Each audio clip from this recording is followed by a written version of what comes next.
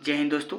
आज हम लोग इस वीडियो में क्लास 10th का मैथ का वीवीआई ऑब्जेक्टिव क्वेश्चन देखेंगे जो बिहार बोर्ड 2025 एग्जाम के लिए तैयारी कर सकते हैं। इस वीडियो के माध्यम से आप लोग कमेंट बॉक्स में बताइएगा अगर वीडियो पसंद आएगा दोस्तों, तो और वीडियो नेक्स्ट वीडियो हम अपलोड करेंगे। आप लोग कमेंट में बताइएगा कि कैसे पढ़ाने में आपको समझने में अच्छा लगा या नहीं।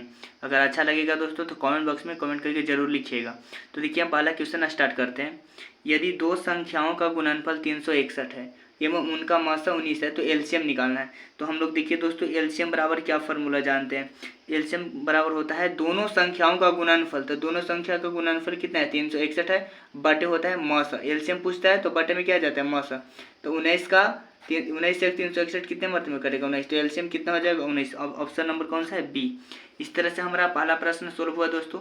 अगर अब देखिए दूसरा प्रश्न क्या बोल रहे हैं।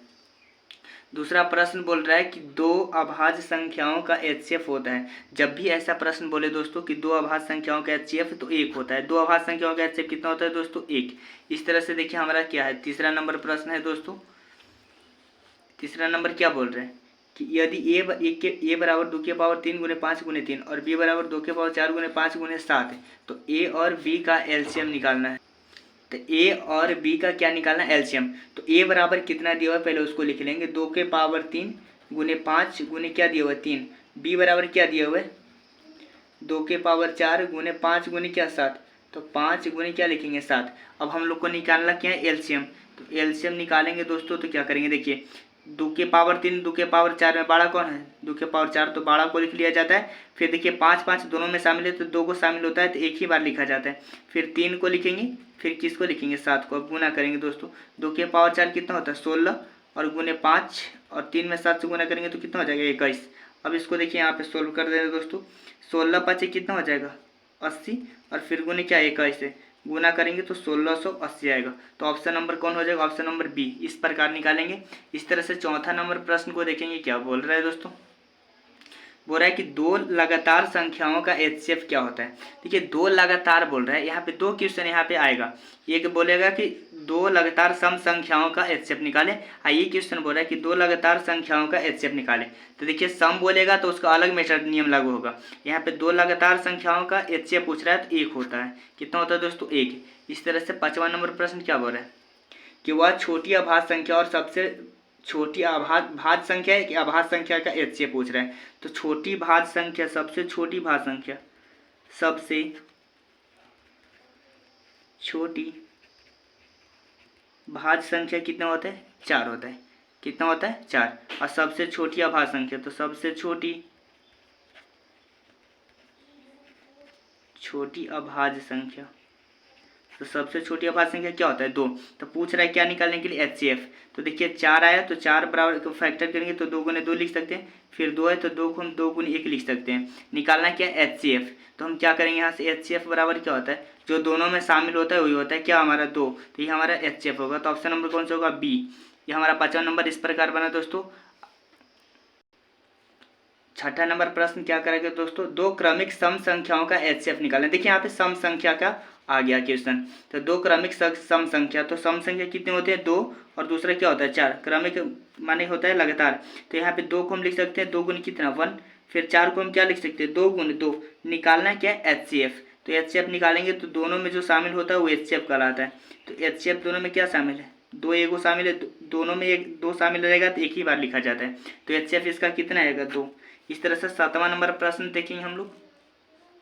7वां नंबर क्या बोल रहा है दोस्तों, बोल रहा है कि निम्नलिखित में से कौन सी संख्या अपरिमेय संख्या है। अपरिमेय संख्या वैसा संख्या को बोलते हैं जो p बटे क्यू नॉट इक्वल 0 रहता है, माने p बटे क्यू के रूप में नहीं होता है। देखिए √23 ना, तो ऐसे ही पकड़ सकते हैं कि जिसका पूरा पूरा वर्गमूल निकलता हो। जैसे √23 का पूरा पूरा वर्गमूल निकलता है, नहीं। √64 का निकलता है तो जो वर्गमूल पूरा पूरा निकलेगा वो पर में कहलाएगा, लेकिन यहाँ पे पहचाने क्या है, अपरिमेय। तो देखिए यहाँ पे 9 का भी निकल रहा है, 9 का वर्गमूल कितना, 3। 1 का वर्गमूल 1 होता है, 25 का 5, माने तीनों का निकल जा रहा है, लेकिन √23 का नहीं, जो हमारा अपरिमेय संख्या है, जिसका पूरा पूरा वर्गमूल नहीं निकलता है वो अपरिमेय संख्या होता है। इस तरह से देखिए 8वां नंबर प्रश्न क्या बोल रहा है। 8वां नंबर प्रश्न बोल रहा है 65 तथा 117 का एचसीएफ 65 एवं माइनस 117 के रूप में है तो एम का मान निकालना है। ठीक है, 65 है तो 65 को लिखेंगे, फिर कितना 117 तो 117 को लिखेंगे। देखेंगे इसका भाज्य गुणनखंड करेंगे तो 5 गुने हम 13 कर सकते हैं और फिर 117 को करिएगा तो 3 से लगाइएगा तो 3 फिर 13। ठीक है, 3 3 9 13 और 17 से हो जाएगा 117। इसका पहले HCF निकालिए हम लोग दोनों का। 65 और 117 का HCF निकालेंगे। HCF ऐसा होता है जो दोनों में शामिल हो। तो देखिए यहाँ पे क्या है, दोनों में शामिल 13 एक ही है तो 13 HCF होगा, क्योंकि तो 5 है तो 5 नीचे में नहीं, तो HCF कितना होगा 13। ये बोल रहा है क्या हमारा, देखिए यहाँ पे बोल रहा है क्वेश्चन कि 65 m माइनस 117, तो 65 m माइनस 117 बराबर हम क्या लिखेंगे, HCF कितना है 13, तो 13 को लिखेंगे। 65 m है तो 65 m लिखेंगे, बराबर में 13 है तो 13, ई माइनस में 117 ही पटेगा तो 117 प्लस में होगा, तो 65 m है तो 65 m रहेगा। 117 और 117 और 13 के जोड़ेंगे तो कितना होगा 130। 65 से काटेंगे 130 को, कितने मध्य में कटेगा 2, तो m का मान क्या होगा 2। ऑप्शन नंबर कौन सा होगा बी। इस तरह से हमारा 9वां नंबर प्रश्न है दोस्तों। 9वां प्रश्न है 144 के अभाज्य गुणनखंड में 2 का घातांक क्या होगा। देखिए 144 का अभाज्य गुणनखंड तोड़ेंगे। देखिए सबसे पहले तो 144 का हम लोग फैक्टर मार देंगे 2 से, तो 7 दूने 14, 2 दूने 4, फिर 2 से तो 2 तिहाई 6, 6 दूना 12, फिर 2 से लगाइए तो फिर 18 होगा, फिर 2 से तो 9 दूने 18, फिर 3 से लगेगा तो 3 तिहाई 9, फिर 3 से तो 1 मध्य में कटेगा।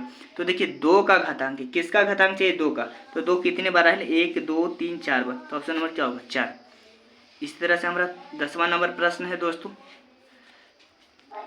10वां नंबर प्रश्न क्या बोल रहे हैं, देखिए यहाँ पे निम्न में कौन सा संख्या परिमेय संख्या, परिमेय पहचाना है। परिमेय संख्या ऐसे संख्या को बोलते हैं जो P/Q के रूप में हो। तो P/Q के रूप में देखिए यहाँ पे रूट 50 किसी का वर्गमूल है, नहीं ये रूट में है तो नहीं निकलेगा इसका, ये परिमेय संख्या नहीं होगा। रूट 32 नहीं होगा। अब देखिए इसका होगा, 1 का वर्गमूल क्या होता है 1, और रूट 44 का क्या होता है वर्गमूल 12।